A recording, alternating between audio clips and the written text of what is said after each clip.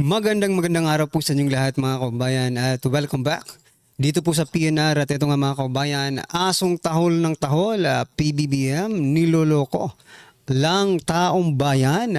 Yan mga kababayan, patungkol po riyan ang ating alamin at bibigyan ng komento ngayong araw na ito. Pero bago pong lahat, kung bago ka pa lang at di pa po nakapag-subscribe sa ating munting channel, please don't forget to subscribe. At palike na rin po ng video ito. Maraming salamat po. At eto na nga, simulan na po natin to. Sawala ang bayan ko sa magnanakaw na tao.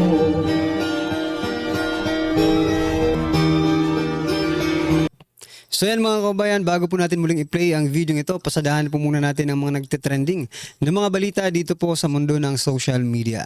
At ito nga mga kabayan, unahin na po natin to. Ito po yung sinasabi nating tahol ng tahol. Nako po, mula po sa Abante News Online 12 hours ago. Sabi po dito mga kabayan, bineltahan ng Malacanang si dating Executive Secretary Vic Rodriguez sa pahayag nitong hindi kailangang magsumite ng courtesy resignation ng mga gabinete ni Pangulong Ferdinand Marcos Jr. Dahil ang tunay na problema ay mismong ang presidente. Yan. Ito po ang sabi ni Executive Secretary Lucas Bersamin. Bersamin inihalin tulad si Rodriguez sa asong tahol ng tahol. Yan mga kabayan, no? Pag masakit talaga ang katotohanan, no? Ang katotohanan ay masakit talagang pakinggan. That's why nag-react itong si Executive Secretary Lucas Bersamin, no? Kasi kung hindi ka nasasaktan, baliwala lang yan sa iyo eh. Kapag hindi totoo, baliwala lang yan sa iyo. Dahil nga siguro ay totoo ang sinasabi ni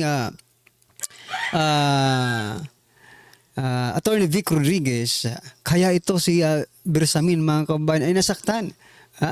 At siya rin ay tumahol, no? No. Hindi lang po si let's say sabihin na natin aso, parang asong tahol ng tahol. But you are also, no? Executive Secretary Lucas Bersamin, you are also asong tahol ng tahol, di ba? Bakit? Tinahol mo rin eh, di ba? Tumahol ka rin kay Attorney Vic Rodriguez. Oh, ikaw din ay asong tahol ng tahol, mga kababayan. Itong si Bersamin din, di ba? Mas malala pa diyan kasi medyo nasaktan sila sa sinabi, no? Palagay ko lang to mga kababayan, this is my opinion. And maybe paras po tayo ng iniisip na nasaktan sila sa sinabi ni Attorney Vic Rodriguez na ang mismong problema ay hindi mga gabinete kundi ang mismong presidente. Kayo po ba mga kababayan naniniwala dito sa sinasabi ni Attorney Vic Rodriguez? I-comment nyo na lang po sa baba mga kababayan para malaman po ng ating mga kababayan ang inyong opinion patungkol po riyan, okay? At ito, pasadahan din po natin to mga kababayan. Ito yung sinasabi ko kanina sa thumbnail na ito, pakita muna natin. PBBM, niloloko lang ang taong bayan. Pero nagtatanong po tayo, napatanong po tayo sapagkat ito, papakita po natin itong post na ito, no? Marcos Jr. Cabinet after courtesy resignations. Parang wala namang nag-resign dito mga kababayan. Basahin ko po sa inyo yung mga secretary at status nila. Lucas Bersamin, Executive Secretary, retain. Patuloy pa rin. Amina Pagandaman ng Department of Budget and Management or DBM, retain. Rafael Lotelia. Hindi naman ano to siya sa Department of Environment and Natural Resources, DNR, di ba? Hindi po siya na-retain but reassigned. So ni-reassign lang mga kababayan. Grabe. Akala ko pa naman mag-aano to. Tatanggalin, magsisibak talaga ng mga tauhan. Wala pala, reassign lang. Ito naman po si Maria Antonia Yolo Loizaga. Ito replace. Pinalitan mga kababayan. Nakaisa din tayo. Ralph Recto retain. Ralph Recto sa Department of Finance mga kababayan. Nako. Kaya pala ang laki ng uutangin ng DBM, no? Sabi po ni kasi nagko-corroborate tong dalawang to di ba? Yung finance at saka yung budget and management, di ba? Magkasangga yan di ba? Hindi tinanggal. Kumbaga, ano to sila yung tinatawag na economic team. Kaya pala, pag hindi raw, ito yung yung utangin ng 2026, i-share ko lang sa inyo mga kabayan, nabasa ko yun. It is 10 trillion to 11 trillion po ang utangin ng Pilipinas or ang budget ng Pilipinas sa 2026. Di ba? Dahil po yan kay Ralph Recto at Pangandaman. Alright? Okay, patuloy po tayo. Retain po si Recto, retain. Enrique Manalo ng Philippines, representative sa United Nations po ito siya. Reassign. Yan, reassign lang. Okay, reassign mga kababayan. Jose Rizalito Acuzar ng Presidential Advisor for Pasig River Development. Meron palang ganito. Reassign. Nako. Ito pa, Arsenio Basilica ayun. Balisakan. Teka lang. Ayun. Saan yun? Arsenio Balisacan. Yan. Department of Economy, Planning and Development, retain. Hindi po natanggal, hindi pinalitan. Okay? Ito naman po si Frederick Go ng Special Assistant to the President for Investment and Economic Affairs, retain. Pagdating sa pera talaga, pag pera po ang departamento or may relasyon, may connection sa pera ang departamento, nare-retain mga kababayan. No? Retain. Magagaling kasi sila no? Pagdating sa pera. Okay. Sharon Garin. Teka lang. Di ba sa ito? Si Garin? Siya ba yun? Yung congresswoman? Garin. Correct me if I'm wrong mga kababayan. Department of Energy. Office in charge. Hindi iba to. Office in charge. Nako. Appointed mga kababayan. In-appoint. Teka lang.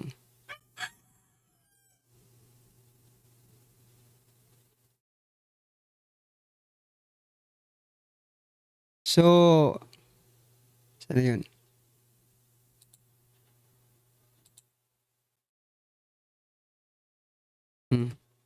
Ito. Si Maria Teresa Lazaro appointed Department of Foreign Affairs at saka si Sharon Ramon Aliling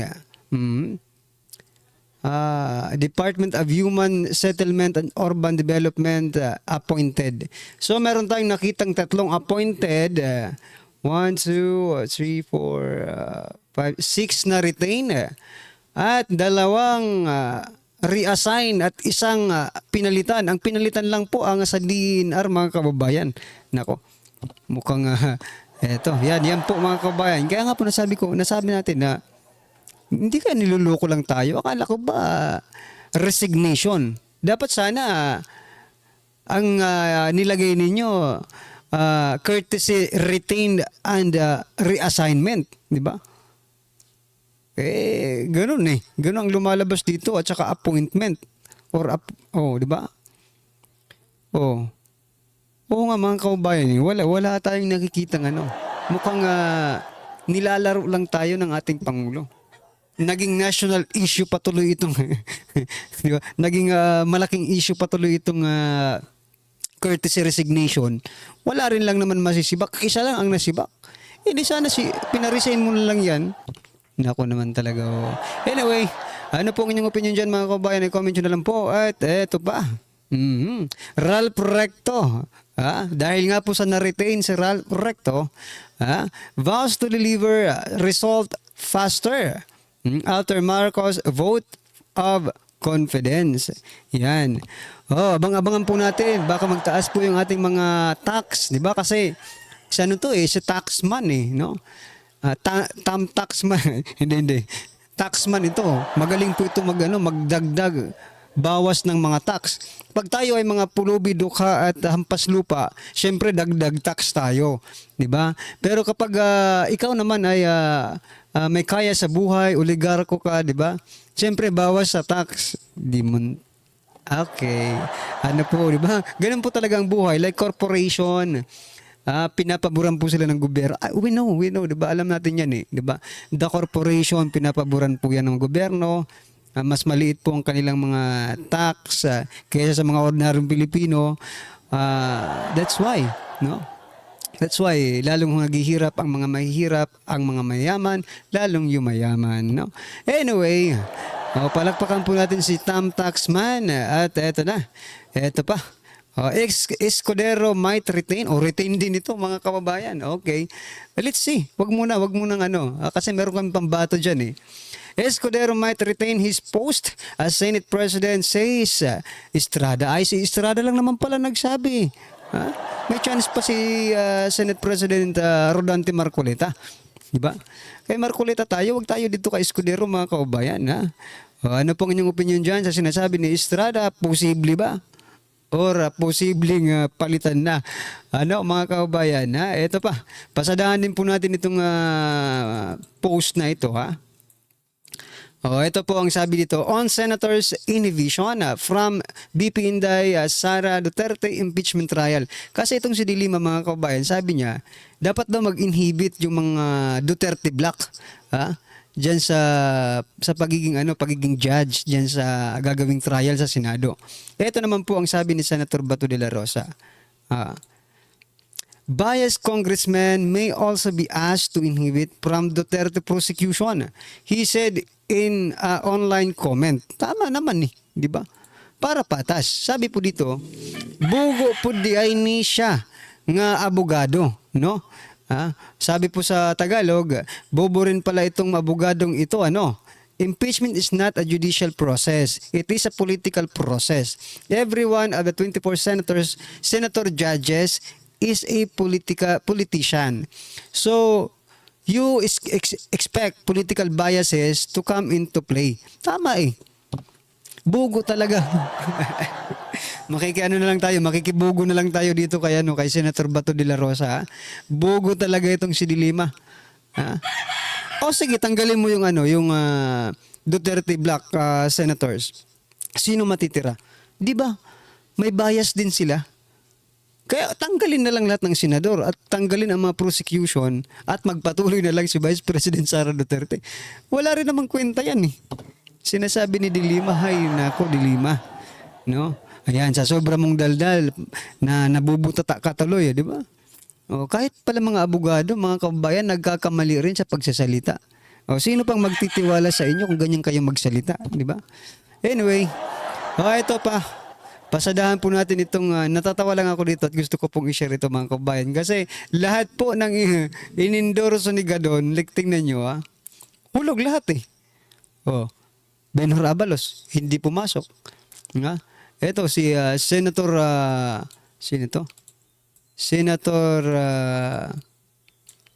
Bong Revilla. Yan, nagpa-picture pa kay Gadon for endorsement. Yan, wala Tolentino. Tingnan nyo na. Wala rin.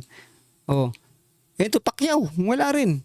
Ni isa sa kanyang mga nilapitan, in-endorse na mga wala. Hulog lahat mga kababayan. Isa lang po ang ibig sabihin niyan mga kababayan. Walang nagtitiwala sa taong ito. Or parehas silang lahat walang nagtitiwala sa kanila. Sa susunod na eleksyon sa 2028, kung sino man po ang magiging kandidato niyo sa presidential election race, magpa-endorse po kayo kay Gadon, May agimat si Gadon, baka gusto niyo, di ba?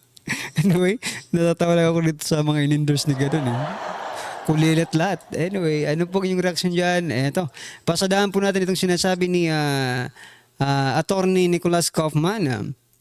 Sabi po ni Kaufman mga kabayan, diretsahang pinatamaan ni Attorney Nicholas Kaufman sa President Bongbong Marcos Jr. Ukol sa paggamit umano kay former President Duterte para sa political campaign. Ngunit hindi nagtagumpay niya. Totoo. Sabi po dito in English kasi nakatagalog yun Sabi po dito, I think that the real prosecutor in this case is actually in Manila, sitting in his palace. Nako. He is the person who threw President Duterte over here to The Hague. He is the person who used the office of the prosecutor as a tool in his political campaign, and it won't work. Yun. Hindi nagtagumpay. Tingnan nyo, pati mga puti, pati ibang lahi, alam na, kilala na kayo. President Bongbong Marcos Jr. No, nakikilala na kayo ng mga ibang lahi. Kung sino ba talaga, anong kulay, anong merong pag-uugali, strategy, style, no, ng inyong political strategy, di ba? Sabi po dito, ang totoong prosecutor ay nandyan sa Manila. Nakaupo sa palasyo, siya ang dahilan kung bakit nandito sa The Hague si Duterte.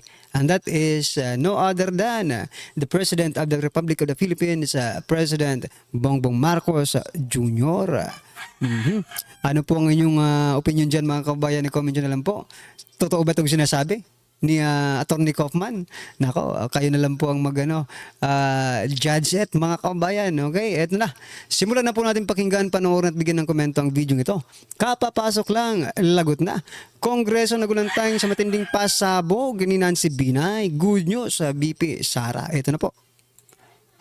Bigyan natin ng reaction opinion itong post ng One News tungkol sa pahayag ni outgoing Senator Nancy Binay na pumapabor sa acquittal ni VP Sara at nagbibigay lungkot, luha, pagkataranta sa grupo ng mga kongresista na nag-impeach sa kanya. Okay, ito, basahin ko Outgoing Senator Nancy Binay admitted on Thursday that the composition of the incoming 20th Congress will likely affect the outcome of the impeachment trial of Vice President Sara Duterte. Binay pointed out that many lawmakers allied with Duterte won seats in the recent elections, which could influence the number of votes during the trial.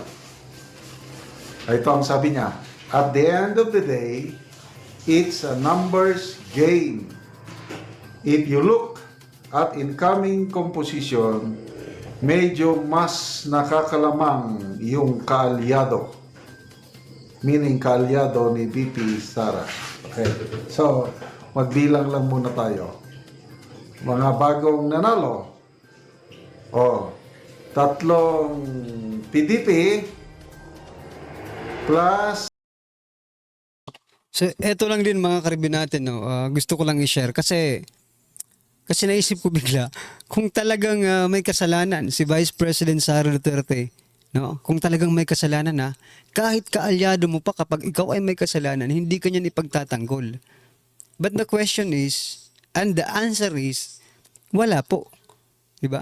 Walang kasalanan si Vice President Sara Duterte. Kaya, though yung iba hindi na kaalyado, mukhang papanig pa rin kay Vice President Sara Duterte. No? Kasi wala namang kasalanan eh. Pinagbibintangan nila ng walang basehan. COA already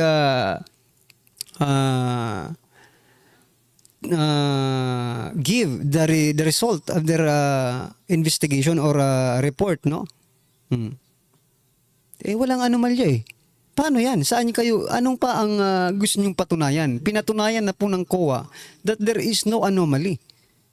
Diba? Kaya, parang imbis na yung mga senador, teka lang, hindi ko to kaalyado, but the COA said, diba? Mahuhugot sila papunta kay VP Sara. Not unlike kung talagang may kasalanan si VP Sara, sa COA pa lang, na talaga, wasak na, di ba? Kahit kaalyado mo pa yan, pag may kasalanan yan, pagtatanggol mo pa ba? Hindi na, may kasalanan di ba? Mapapahiya ka lang pag ipinagtanggol mo pa. Pero dahil nga sa walang kasalanan mga kabayan, patuloy ang suporta ng taong bayan at ng mga senador sa kanya. Alright? Ano po ang inyong opinion dyan mga kababayan? I-comment nyo na lang po para malaman ng ating mga kababayan ang inyong opinion at reaksyon. Maraming salamat po. Please don't forget to like the video. Maraming salamat po. Sawa na ang bayan